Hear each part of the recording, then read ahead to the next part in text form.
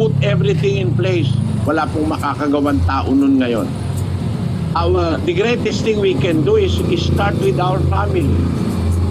Ating mga anak, meron tayong personal responsibility sa pamilya. Yun ang una nating pananagutan sa Diyos. 5:8 ng unang Timoteo. Pakinggan nyo. Datapwat kung ang sino man ay hindi nagkakandili sa mga sariling kanya, lalong-lalo na sa kanyang sariling sangbahayan, ay tumanggi siya sa pananampalataya at lalong masama kaysa hindi sumasampalataya. Ayan. Utos ng Diyos yan na kakandilihin natin ang ating sambahayan. Sabi sa Ilonggo, kung ang bisan sino wala nagasapupo sang iya mga himata, labi na gid sang iya kaugalingon nga panimalay, na panghiwala niya ang pagtuo kag malain pa sa di matinuhuhon.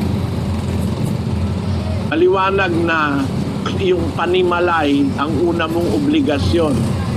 Kasi at least kaya mo yon, 5 lang, 10, kaya mo. Pero pagka barangay na, mahirapan ka na. Lalo na pagka syudad na, o kaya ay probinsya na, o kaya ay bansa na, mahirapan ka na, marami ka nang makakalaban. Di ka tatagal. Kaya umpisahan natin dun sa kaya natin sa ating sambahayan. Let us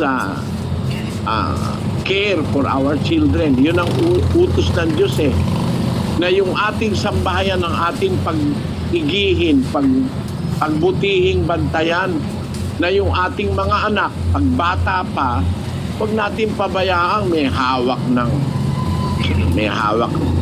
ata pa, may hawak ng cellphone.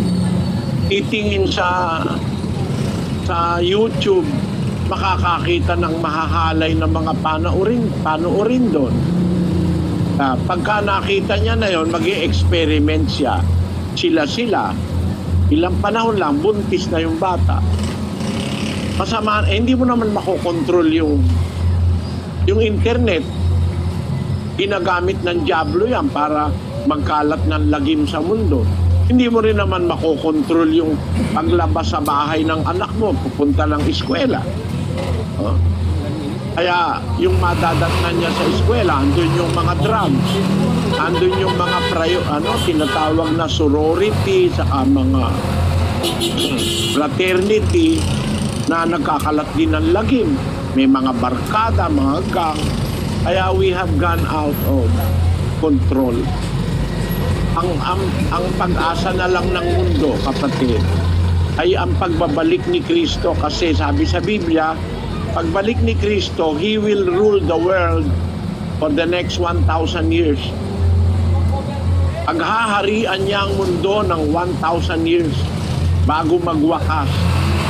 Kasi nga, ay matindi Di kaya ng mga gobyerno. Walang makakakaya na niyan. Ako po sa pag-aaral ko ng Biblia, wala nang power na makakakontrol within humanity to correct our ills, to correct our wrongs in society. Mahihirapan tayo. Pamilya na lang ang ating pag-asa. Kung bawat isa sa atin will look for our own family, at least makakabawas tayo. Kasi the world is going into destruction.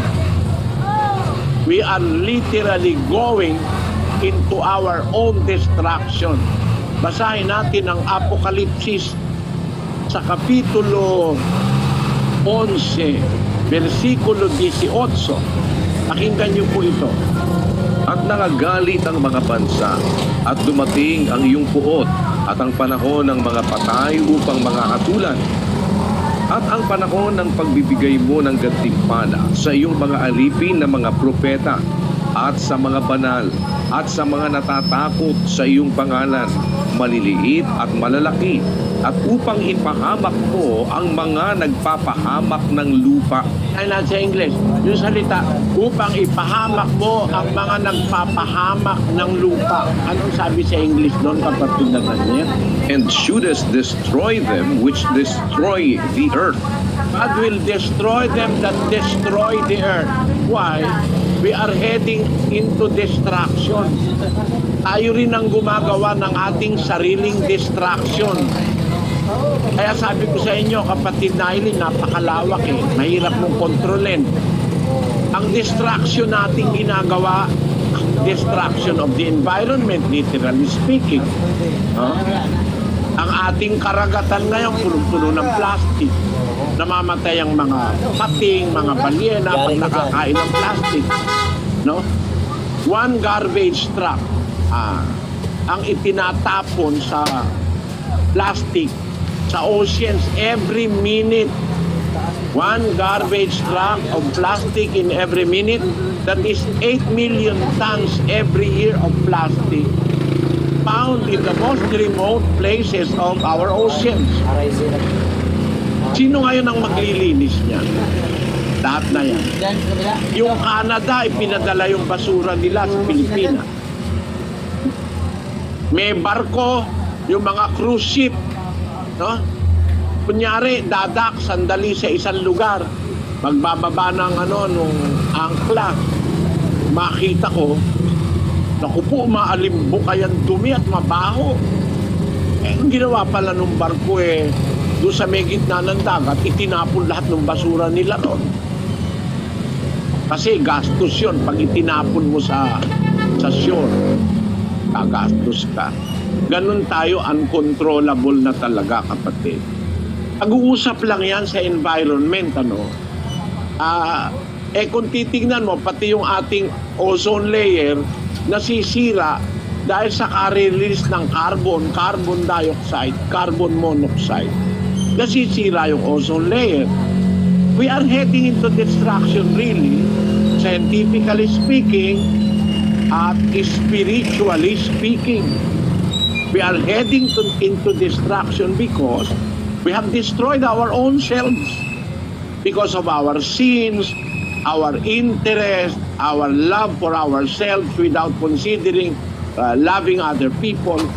Kaya ang nangyayari sa atin ngayon, sabi ng Biblia, there will come a time that God will destroy those which destroy the earth. Basahin natin sa Hiligay noon, kapatid na may lang 18. Naakig ang kapungsuran, apang nag-abot ang imo kasingkal, kag ang tion sa paghukom sang mga patay, sa pagbalo sa imo nga ulipon, nga mga manalagna kag mga balaan, kag sa mga nahadlok sa imo ngalan, sa magamay kag sa dalagko,